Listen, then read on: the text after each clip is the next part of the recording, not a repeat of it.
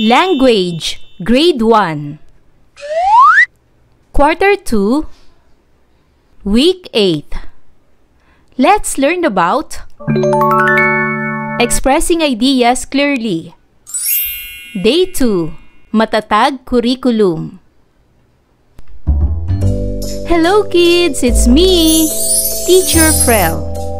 Don't forget to subscribe, like, and share, and hit the notification bell for the latest video. You can also follow my Facebook page, Teacher Frel TV. For today's lesson in Language 1, we will discuss about expressing ideas clearly. Day 2, Learning Objectives. At the end of the lesson, the learners can retell the story listened to through a video, express ideas clearly, identify important elements of good communication like eye contact, speaking clearly, and showing appropriate gestures and emotions, and use words related to school in their own sentences to express ideas about the lesson on obedience during show and tell activities. Ngayong araw, pag-aaralan natin ang kahalagahan na maipahayag ng malinaw ang ating mga ideya. Tutukuyin din natin ang mga dapat gawin upang makipag-usap ng maayos sa ibang tao. Ikukwento ninyo ang kwentong inyong napakinggan sa video kahapon. Magbabahagi rin kayo ng inyong mga karanasan sa klase. Basahin ang mga sumusunod na salita na may kinalaman sa ating aralin. Show and tell, eye contact, gestures, emotions. Ano nga ba ang ibig sabihin ng show and tell? Ang show and tell ay isang paraan ng pagpapahayag kung saan ipinapakita ng isang tao ang isang bagay at ikinukwento kung ano ito, kung bakit ito mahalaga o kung saan ito galing. Karaniwang ginagawa ito sa paaralan upang sanayin ng mga bata sa pagsasalita sa harap ng klase. Halimbawa, ginamit ni Ana ang show and tell upang ipakita ang mga kabibe na nakolekta niya sa tabing dagat. Ano naman ang kahulugan ng eye contact? Ito ay ang pagtingin ng direkta sa mata ng kausap habang nakikipag-usap. Ipinapakita nito ang paggalang, pakikinig at kumpiyansa sa sarili. Halimbawa, dapat ay may eye contact ka kapag kausap mo ang guro upang ipakita na nakikinig ka. Ano naman ang kahulugan ng gestures? Ito ay mga galaw ng kamay, ulo o katawan na ginagamit upang magpahayag ng damdamin o mensahe kahit walang sinasabi. Halimbawa, gumamit ng gestures si Marco tulad ng pagtango at pagngiti habang nagsasalita. Ano naman ang kahulugan ng emotions? Ito ay ang mga damdamin o nararamdaman ng isang tao tulad ng saya, lungkot, galit, takot at pag-ibig. Halimbawa, nakikita sa mukha ni Liza ang kanyang emotions habang binabasa ang malungkot na kwento. Panoorin muli ang video ng kwentong Si Maya ang Batang Masunurin. I-type lamang ang link na nasa ibaba. Ngayon naman, ipakita sa mga mag-aaral ang mga larawan isa-isa. Ikwento muli ang kwento batay sa larawan. Ipagpatuloy ang prosesong ito hanggang maipakita ang lahat ng mga larawan. Halimbawa, Si Maya ang Batang Masunurin. Maagang ginising si Maya ng kanyang ina upang pumasok sa online class. Nakaugalian na ng kanyang ina na gisingin si Maya sapagkat mahimbing siyang matulog. Pagkagising niya ay agad niyang inayos ang kanyang kama, naligo at pagkatapos ay kumain siya ng kanyang agahan.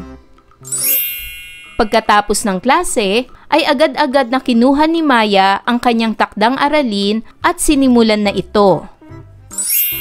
Habang si Maya ay gumagawa ng kanyang takdang aralin, maya-maya ay tinawag siya ng kanyang ina at humihingi ng tulong na kung maaari ay tulungan siyang iligpit ang mga sinampay na damit dahil madilim ang langit at nagbabadyang may malakas na ulan na parating. Agad na tumugon si Maya at mabilis niyang iniwan ang kanyang gawain at tinulungan ang kanyang ina sa pagliligpit ng mga damit. Pagkaraan ng ilang saglit ay bumuhos na ang malakas na ulan.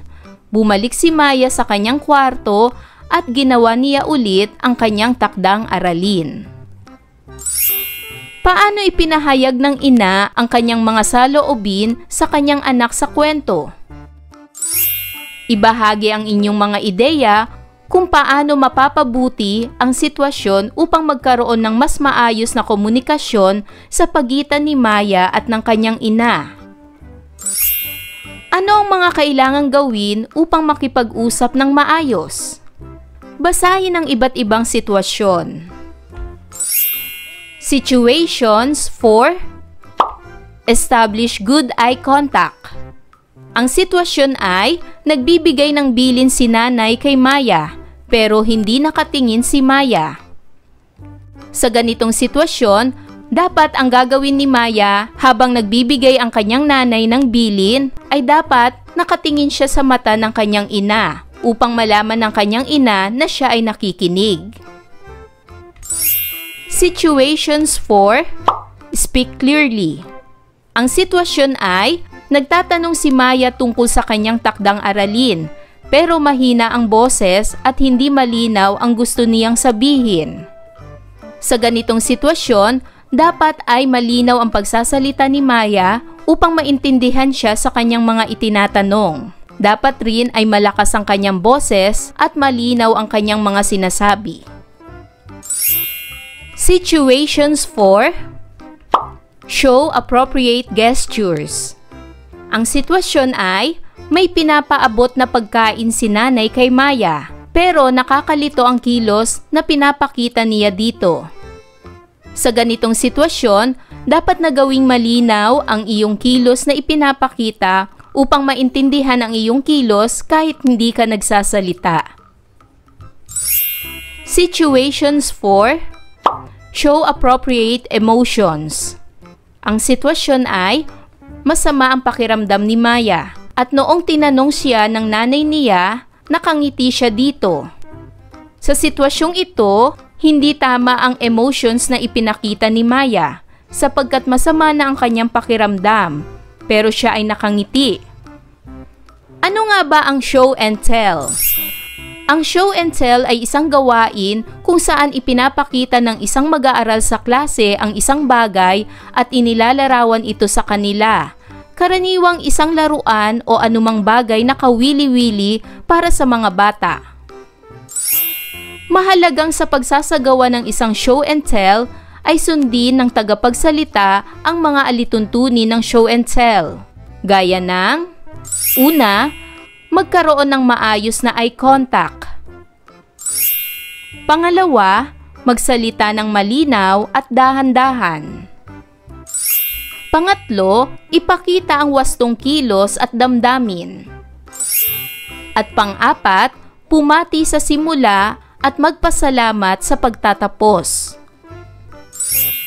Ngayon ay kumpletuhin ang pahayag sa ibaba. Ang natutunan ko ngayong araw ay: isulat ang inyong natutunan. Upang maging maayos ang pakikipag-usap sa ibang tao, ang mga dapat tandaan ay: tandaan ang ating mga inaral na mga alituntunin.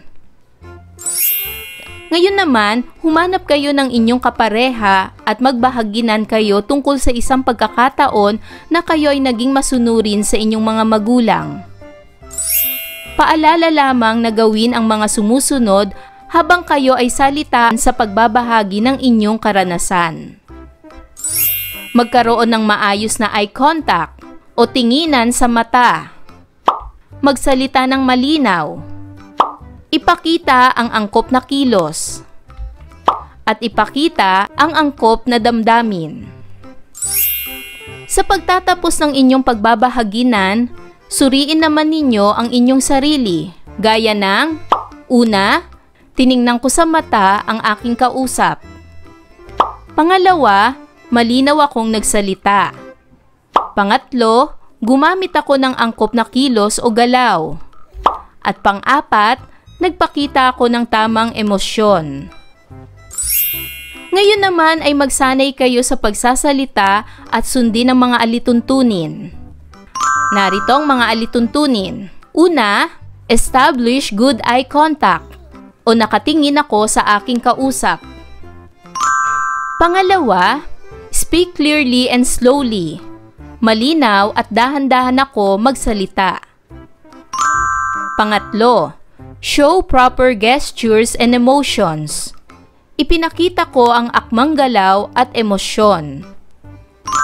At pang-apat, say greetings at the start and thank you at the end. Binati ko ang aking kausap. Ayan mga bata, naunawaan niyo ba ang ating aralin sa araw na ito? Kung ganon, magaling! Mga bata, sana'y marami kayong natutunan sa ating aralin. Hanggang sa susunod na video lesson, paalam! Thanks for watching!